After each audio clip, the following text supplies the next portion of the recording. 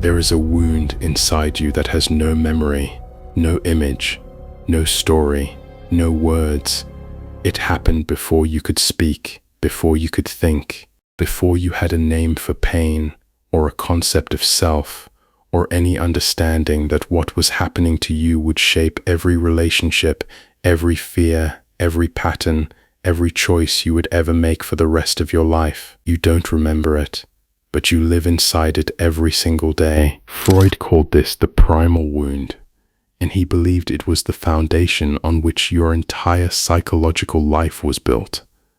Not the most dramatic thing that happened to you, not the worst, the first, the one that came before language, the one your body recorded but your mind never filed, the one that wrote the operating system before you even knew you had one. In our previous sessions, we've talked about why you can't sleep, why you choose the wrong person, why you wear a mask, why your anger is misdirected, why you check your phone, why success feels empty, why your body holds pain, why your dreams repeat, why your mouth betrays you.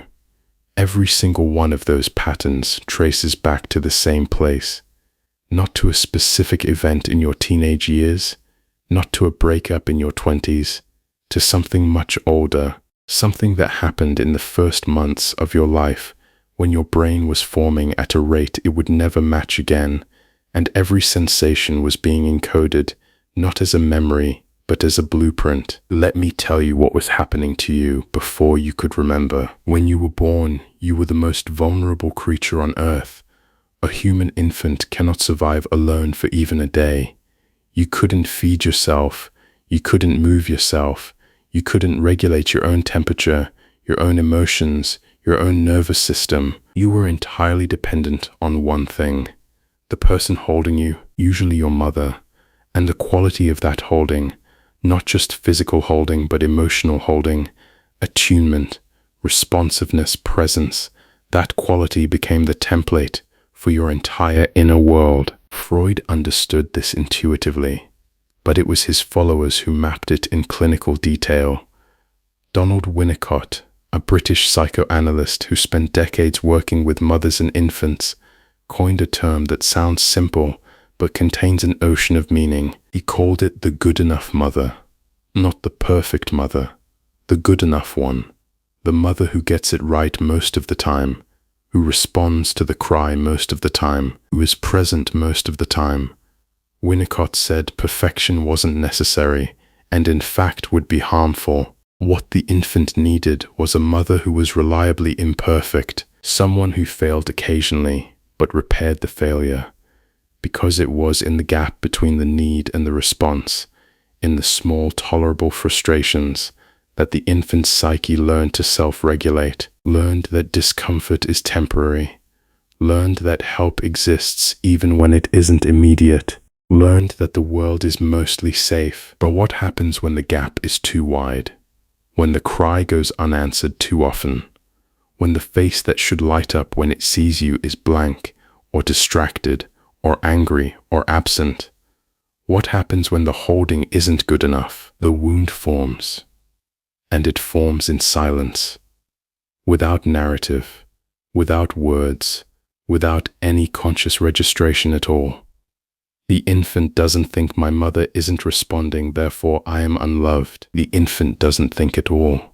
The infant feels, and what the infant feels is coded directly into the nervous system as a set of instructions that will run for the rest of their life. If the holding is warm and consistent, the instructions say the world is safe, people can be trusted, I deserve to be held, I can ask for what I need, and I can tolerate the moments when help doesn't come immediately because I have a foundation of trust that tells me it will come eventually. If the holding is cold or unpredictable, the instructions say the world is dangerous, people will disappear, I must manage alone, needing is a risk I cannot afford.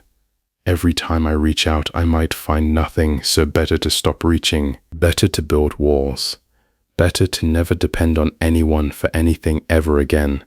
And when someone offers love, scan it for traps, check it for expiration dates, hold it at arm's length, because the last time I held something close, it vanished. If the holding is intrusive or overwhelming, the instructions say closeness is suffocation. Love means losing myself. The person who is supposed to care for me uses me to meet their own needs. I exist not as myself, but as an extension of them. I must keep distance to survive. I must guard my boundaries with ferocity because the alternative is dissolution. Being loved means being consumed, and so I will keep everyone at exactly the distance where they can't hurt me, which is also exactly the distance where they can't reach me. These instructions don't update. That's the cruelty of it. They were written in the first year of life, and they run unmodified in the background of your psyche for decades.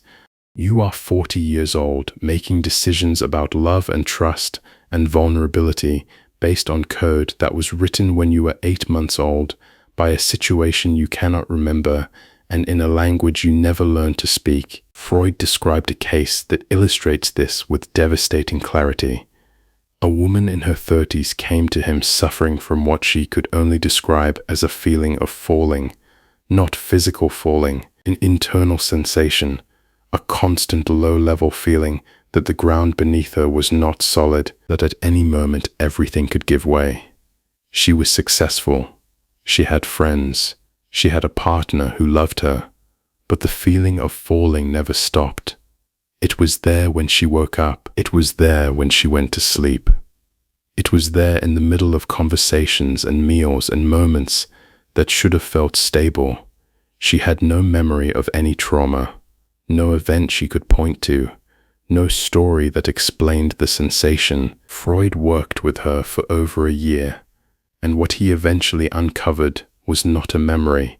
It was a reconstruction through fragments, through dreams where she was always in empty rooms with closed doors, through physical sensations that surfaced during sessions, a tightness in her arms as if reaching for something that wasn't there, a hollowness in her chest that intensified when Freud was silent too long, through the patterns of her adult relationships where she tested every person she loved by pulling away to see if they'd follow. Freud pieced together what had likely happened in her first months of life. Her mother had suffered from severe postpartum depression, not diagnosed in that era, not treated, not spoken about.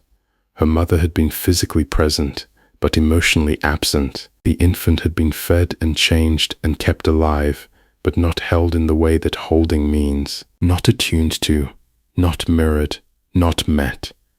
The infant had reached out, again and again, with her eyes, her cries, her tiny hands, and had been met with a face that was there but not there, present but empty, like a window that looks like it opens but doesn't. And the infant had recorded this as the fundamental truth of existence. The ground is not solid. The person who is supposed to hold me cannot hold me. I am falling and no one is catching me. And every relationship she ever had as an adult was an attempt to rewrite that truth. Every time she fell in love, she was asking the same question she asked in the crib: will you catch me? And every time the answer was anything less than perfect, the firmware fired and she felt the falling again. That feeling never left because it was never a memory. It was an instruction, written into the hardware, and no amount of adult success or adult love or adult stability could override it, because those things operated at the software level and the wound was in the firmware. This is what modern attachment theory calls insecure attachment, and the research confirms what Freud suspected. Studies using the strange situation procedure, developed by Mary Ainsworth in the 1960s, have shown that the attachment pattern established in the first 18 months of life predicts relationship behavior decades later with remarkable accuracy. The infant who learns that their caregiver is unreliable becomes the adult who clings or avoids. The infant who learns that emotions must be suppressed to maintain the bond becomes the adult who cannot access their feelings. The infant who learns that they must perform to receive love becomes the adult who builds a false self. We've been talking about these patterns for 9 sessions without naming their origin. Now you know where they were born, The mask you wear, the person you pretend to be, was first constructed in a crib, not as a choice, as a survival mechanism. The infant who wasn't met learned to become whatever was required to get the response. The false self began before the real self had a chance to form. The anger you direct at the wrong target was first felt toward a face that didn't respond. But an infant can't be angry at the source of its survival, so the anger went underground and has been looking for substitute targets ever since. The partner you keep choosing, the one who is emotionally unavailable, is a recast of the first person who was emotionally unavailable. Your unconscious isn't trying to punish you with bad relationships. It's trying to recreate the original scene and get a different ending. It never gets one, but it keeps trying. The phone you reach for when you feel the void is the modern replacement for the hand that didn't come when you cried. The scroll is the new pacifier. The notification is the new face appearing over the crib. Every pattern we've discussed in this series began here, in a room you don't remember, with a person whose face you can't recall, in a moment that had no words and therefore has no memory, and therefore cannot be healed by talking about it in the traditional sense, because you can't talk about something you don't remember happening. So how do you heal a wound that has no memory? Freud struggled with this question for the last decades of his career. He knew that the talking cure had limits. You can't free associate your way to a pre-verbal experience. You can't interpret a memory that doesn't exist in narrative form. The traditional tools of psychoanalysis were designed for the conscious and the verbal. The first wound is neither. The answer came not from Freud himself, but from the generations of therapists who built on his foundation. Winnicott said, the healing happens not through insight, but through relationship. The therapist becomes the good enough mother the patient never had, not by parenting them, by providing what was missing: consistent presence, reliable attunement, the willingness to sit in the mess without fixing it, the capacity to survive the patient's rage and still be there the next session. The corrective experience doesn't come from understanding the wound. It comes from experiencing something different than the wound. When a person who has never felt safely held is finally held, not physically but emotionally, the nervous system receives new information that contradicts the firmware. And slowly over time the instructions begin to update. This is why therapy works even when people can't identify a specific trauma. This is why some people cry in therapy and don't know why. The tears aren't about what was said in the session. They're about what was never said in the crib. The body recognizes the corrective experience before the mind can name it.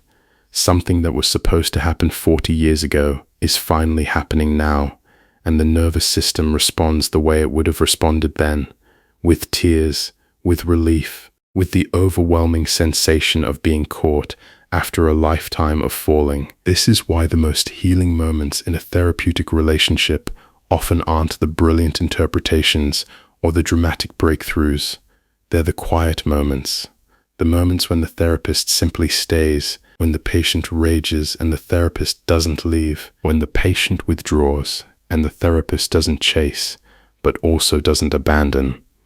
When the patient tests the relationship in every way the original bond was tested and gets a different result. Every time the therapist stays when the original person left, the firmware receives a contradictory data point, and enough contradictory data points, delivered consistently over enough time, begin to rewrite the instructions, not erase them. The original code never fully disappears, but it gets annotated, updated, given a footnote that says this was true then, but it is not true now. But you don't need a therapist to begin this process. You need awareness.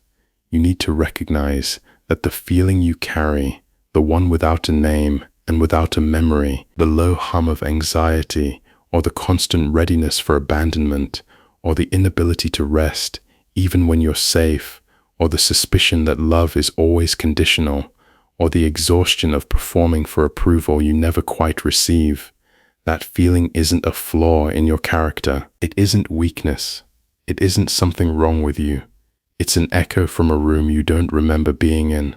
It's the first wound still speaking through your nervous system in the only language it knows. Sensation, tension, the feeling of falling when the ground is perfectly solid, the feeling of reaching when there's no one to reach for, the feeling of bracing for an impact that happened before you had a name. Tonight, I want you to try something that might feel strange, something that has nothing to do with thinking or analyzing or understanding. Sit quietly, put your hand on your chest, feel your own heartbeat, and say to yourself, not to fix anything, not to solve anything, just as an act of acknowledgement. This feeling is old. This feeling is not about now. This feeling is about then. I don't remember then, but my body does, and I'm listening. You might feel nothing. That's okay. The nothing is its own kind of answer. It might be the numbness you built to survive the original absence. You might feel everything, a wave of grief or anger or longing that seems to come from nowhere and belong to no specific event. That's the first wound speaking. You might cry without knowing why. That's the tears that were never cried in the crib finally finding their way out through adult eyes. All of those responses are correct. Because you're not trying to remember the first wound. You can't. It exists before memory. You're trying to let your body know that someone is finally paying attention to the message it has been sending since the day you were born. That someone is you, and you're 40 years late, but you're here now, and that matters more than you know. Freud began his career by asking people to lie on a couch and speak. He believed that words could heal anything. He ended his career realizing that the deepest truths don't have words. They live in the space before language, in the cry that was or wasn't answered, in the arms that were or weren't there. In the first moment you reached out and learned whether the world would reach back, that moment decided everything. Not because it was fair, not because you deserved it, but because you were too small to know it was happening, and too young to do anything but absorb it and call it reality. Everything since then has been a footnote. This has been your series on the couch, Freud. 10 sessions, 10 layers, and underneath all of them, this. The first wound, the silent one, the one that has been running your life from a room you'll never remember. If these sessions helped you see something you couldn't see before, subscribe, share the session that hit you hardest, and remember, the couch is always here, new sessions every day.